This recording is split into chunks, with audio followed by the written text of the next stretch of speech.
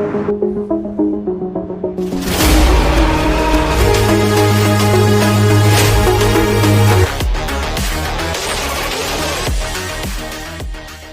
U.S. should expedite delivery of sophisticated weapons to Ukraine and warn Moscow that any new invasion of Ukrainian territory will result in permanent American military bases near Russia's borders, 24 former senior government officials and experts recommended in a recent open letter. The statement, which was issued Thursday by the Atlantic Council think tank, calls for a permanent NATO presence in the Black Sea region and the Baltic states of Lithuania, Latvia and Estonia if a Russian military buildup along the border with Ukraine turns into an incursion.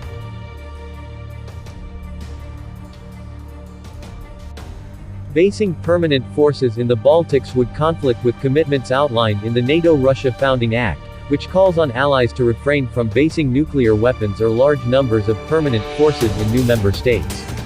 But a new Russian attack on Ukraine should invalidate elements of that act, the experts said in the statement. In short, Moscow appears to be setting the stage for launching a major conventional assault on Ukraine, even though the United States and NATO have shown a willingness to sit down and discuss Kremlin concerns, the statement said. Among the 24 signatories are former NATO Supreme Allied Commander General Philip Breedlove and retired Army Lieutenant General Ben Hodges, two of the key U.S. military leaders in Europe during the aftermath of Russia's 2014 military intervention in Ukraine. The statement comes ahead of a meeting January 10 between Washington and Moscow on the crisis in Ukraine. In the meantime, the Kremlin has issued various demands to the West, including a pledge that Ukraine will never join NATO. Moscow also wants the alliance to cease troop rotations into the Baltic states.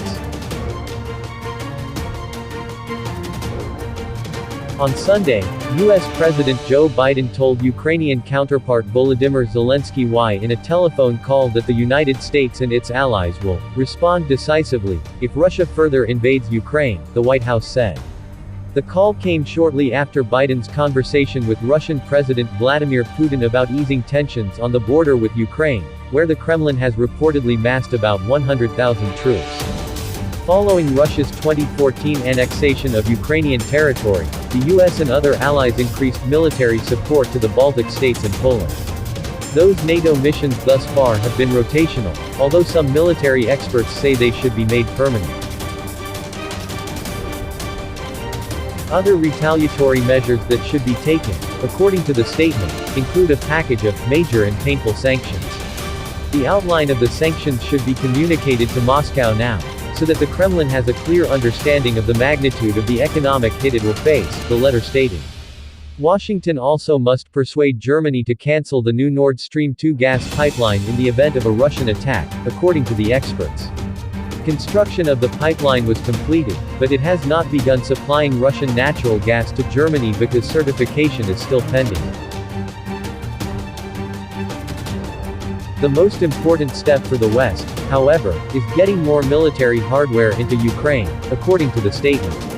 For the Kremlin, a large invasion of Ukraine works only if Russian forces are able to seize and hold Ukrainian territory without sustaining significant and constant casualties, it said. Western countries should act now to equip Ukraine's military and territorial defense units with additional capabilities that can impose such costs.